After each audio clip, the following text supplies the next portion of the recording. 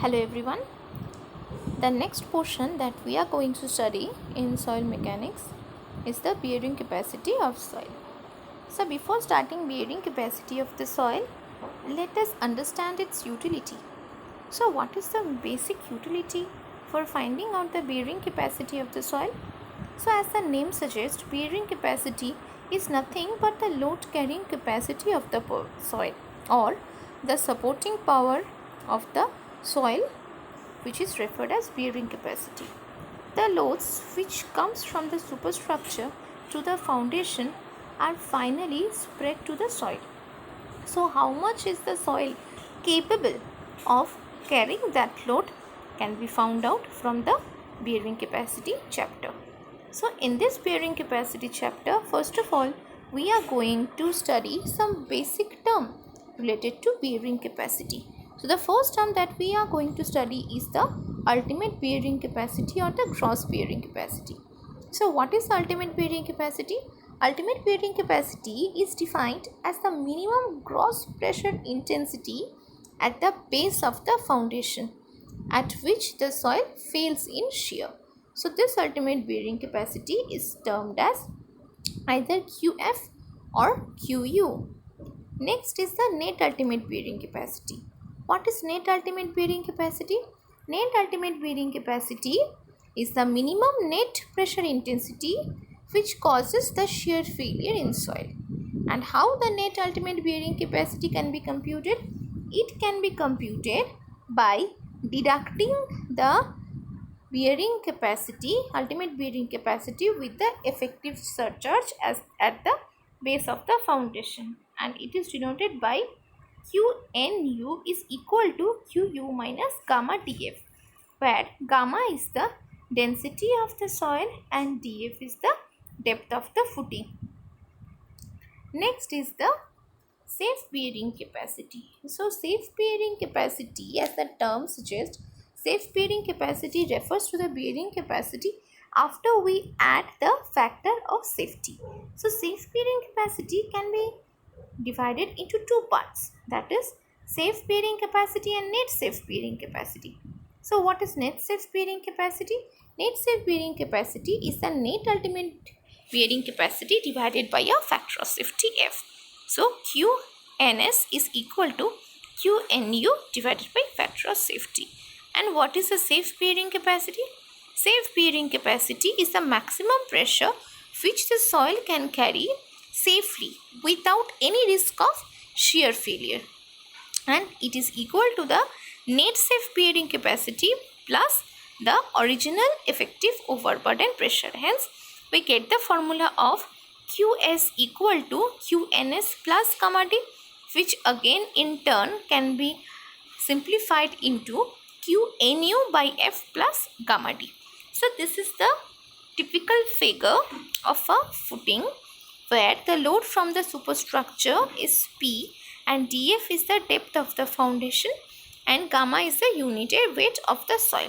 So in this manner we can calculate the value of the bearing capacity, that is ultimate bearing capacity, net ultimate bearing capacity, net safe bearing capacity and safe or cross bearing capacity.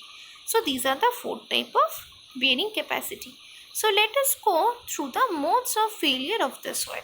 So before we study anything, we have to study regarding the failure of the soil. If the bearing capacity of the soil is reached up to a limit, then what kind of failures normally occurs in the soil? So as for the experimental investigation, they have indicated that when the footing fails due to insufficient bearing capacity, distinct failure pattern can be observed. And depending upon this kind of failure mechanism, the failure can be accomplished and bearing capacity can be divided into different parts based on the appearance of the failure surface and the building of the shear stress of the soil. So hence three type of modes of failure can be seen in soil, that is the general shear failure, local shear failure and punching shear failure. So let us go through the diagram and see what are this kind of failure? So first failure is known as the general shear failure. So in this case, what happens? In general shear failure, continuous failure surfaces develop between the edges of the footing and the ground surface, as you can see from the figure. So when the pressure approaches the value of the ultimate bearing capacity, the state of plastic equilibrium is reached initially in the soil around the edge of the footing, and then it gradually spreads downwards and outwards. Ultimately, the state of plastic equilibrium is fully developed throughout the soil above the failure surface.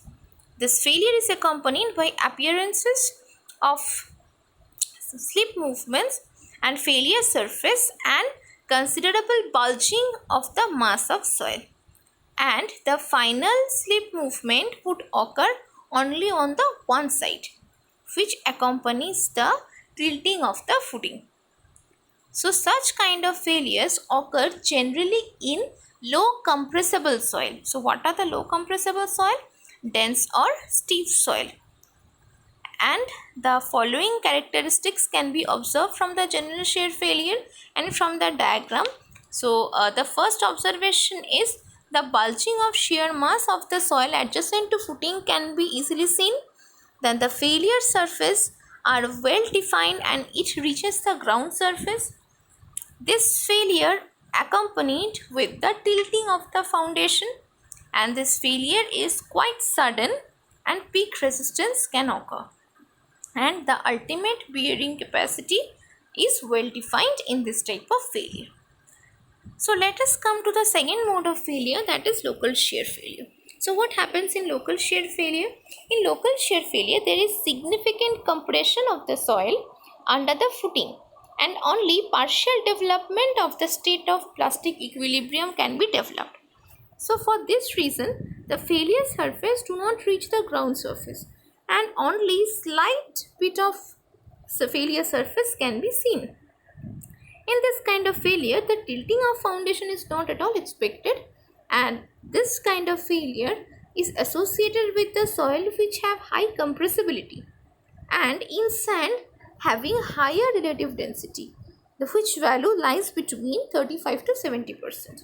And the failure is not at all sudden, and it is characterized by the occurrence of relatively large amount of settlement. So what are the characteristics of the local shear failure? So the characteristics will be the failure pattern clearly defined over below the footing, then the failure surface does not reach the ground surface, only a slight bulging of the soil around the footing can be seen, failure is not sudden and there is no tilting of foundation, and the failure is determined by large settlement and ultimate bearing capacity is not at all well defined. So these are the characters of local shear failure.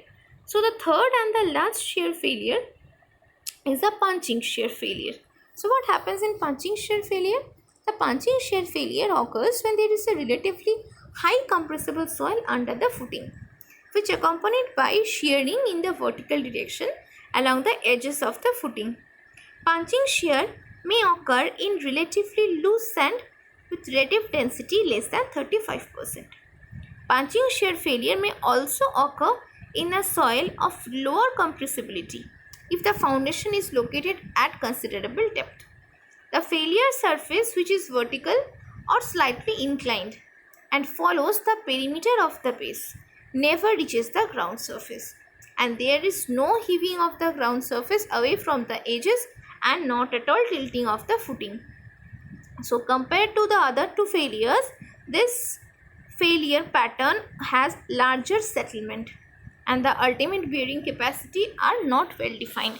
Hence, the characteristics of the punching shear failures are: the failure pattern cannot be observed, the failure surface can be vertical or slightly inclined, there will be no bulging of the soil around the footing as well as no tilting of the footing, the failure can be characterized with large settlements, and the ultimate bearing capacity are not well defined.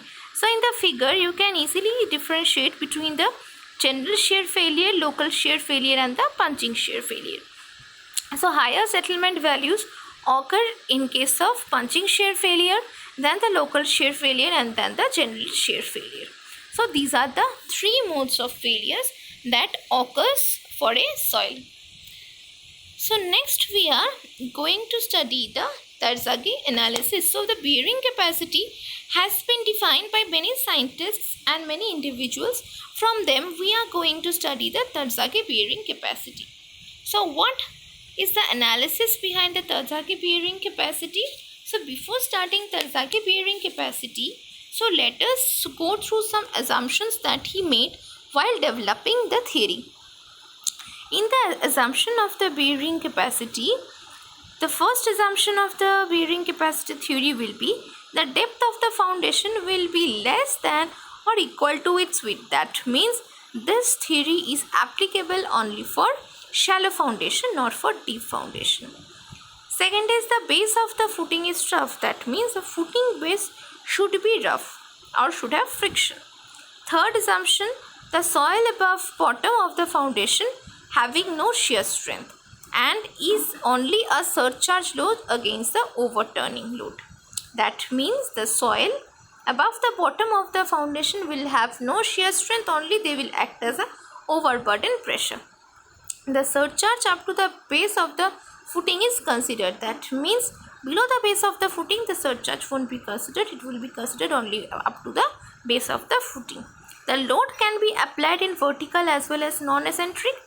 The soil must be homogeneous and isotropic. The length by width ratio is infinite. So these are the assumptions behind the Terzaghi theory of bearing capacity. So let us go through the Terzaghi analysis from this figure.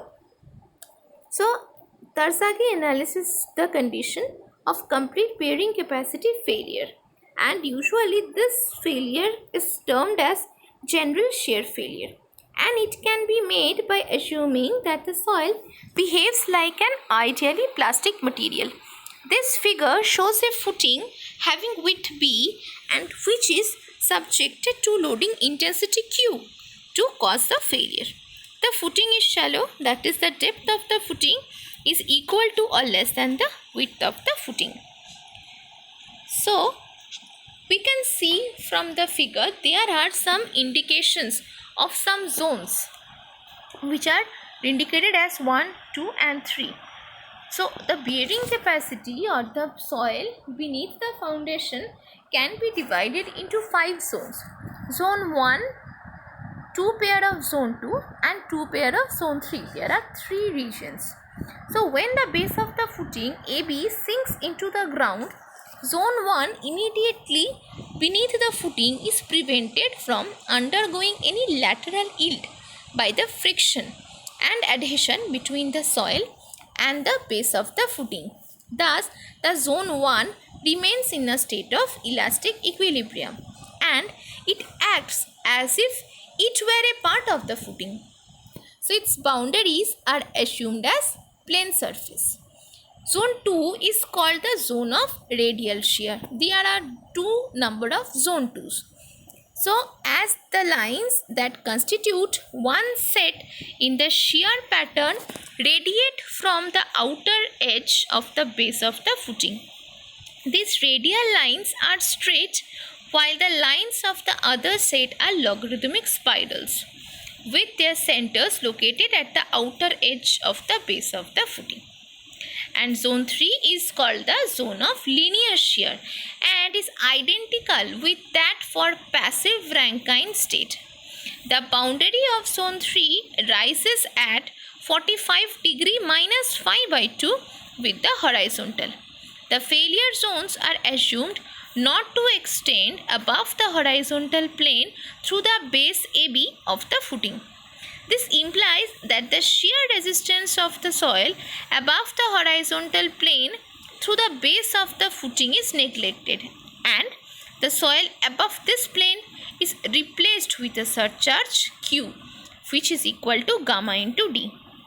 And the application of the load intensity Q on the footing tends to push the wedge of the soil ABD into the ground with lateral displacement of zone 2 and zone 3. But this lateral displacement is resisted by forces on the plane dB and dA. And these forces are the resultant of the passive pressure, the cohesion C acting along the surface dA and dB. The passive pressure resultant makes an angle of phi with the normal to the surface of dA and dB. If it is assumed that the surfaces dB and dA intersect the horizontal line at an angle phi, the passive pressure acts vertically. At the instant of failure, the downward and the upward forces on the wedge ABD of unit length must balanced, and the upward forces are the resultant passive pressure on each surface dB and dA, and the vertical component of cohesion acting along the length of AD and BD. So hence from there we can find out the total value of Q that are acting on the soil, which is given by 2 multiplied by PP plus PC plus PQ plus half of BC into tan phi.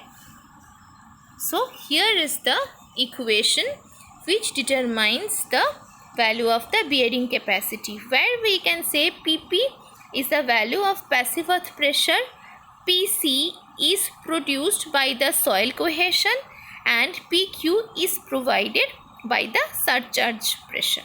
So hence this is the value of the bearing capacity, and this value can also be simplified into the equation as QU is equal to CNC plus 0.5 gamma B in gamma plus gamma D into NQ. So this above equation is valid for the general shear failure condition. So in which condition we will determine which kind of failure? Suppose if the value of phi is less than 29 degree, the failure will fall under local shear failure, and the value of phi as 36 degree more, so it will be general shear failure. For phi value within 29 degree to 36 degree, it will be combined shear failure. And so far local shear failure is considered, the parameters that should be changed is cohesion or mobilized cohesion and mobilized angle of friction. It will be the mobilized angle of friction will be equal to 2/3 of the tan of the angle, and the mobilized cohesion will be equal to 2/3 of the cohesion in case of local shear failure. The value of NC, NQ, N gamma are nothing but the Terzaghi bearing capacity factors, which are dimensionless and which depends on the angle of shearing resistance of the soil. And this formula, Terzaghi has always explained this formula, and this formula is given as NQ equals to A square divided by 2 cos square 45 degree plus phi by 2, where A is equal to e to the power 0.75 alpha minus phi by 2 into tan phi. NC is given as NQ minus 1 into cot phi. N gamma is equal to tan phi by 2 Kp gamma divided by cos square phi minus 1, where Kp gamma is the passive earth pressure coefficient which depend on the value of phi. So these are the Terzaghi bearing capacity factors which depend on the value of angle of internal friction of the soil. And this is the table where the value of phi has been varied, and depending upon the value of the phi, the bearing capacity factors changes. So far the shape of the foundation is considered. So these are the values of the bearing capacity factors.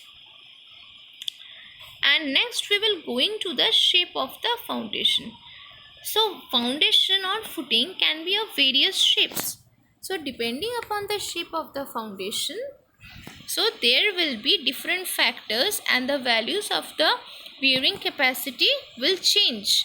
So in order to take into account the shape of the footing, either it can be strip, or it can be round, or it can be square, or it can be a rectangle, Terzaghi used the shape factors with cohesion and base terms. And after inducing the shape factor and the base term together, the formula becomes QU equals to C into NC into SC plus gamma d into NQ SQ plus 0.5 comma B N gamma S gamma, where S, C, SQ, S gamma are the shape factors which follows for strip footing, round footing, square footing and rectangular footing. So these are the values of the shape factor that has been given. For long footing, the shape factors are S equals to 1, SQ equals to 1, S gamma equals to 1. For square footing, the value of SC is 1.3 for SQ1 and S gamma is 0.8. For circular footing, SC equals to 1.3, SQ equals to 1, S gamma equals to 0.6. For rectangular footing of length L and width B, the value of shape factor SC is equal to 1 plus 0.3 B by L, SQ is equal to 1 and S gamma is equal to 1 minus 0.2 B by L. So these are the different formulas for computation of bearing capacity of C and phi soil.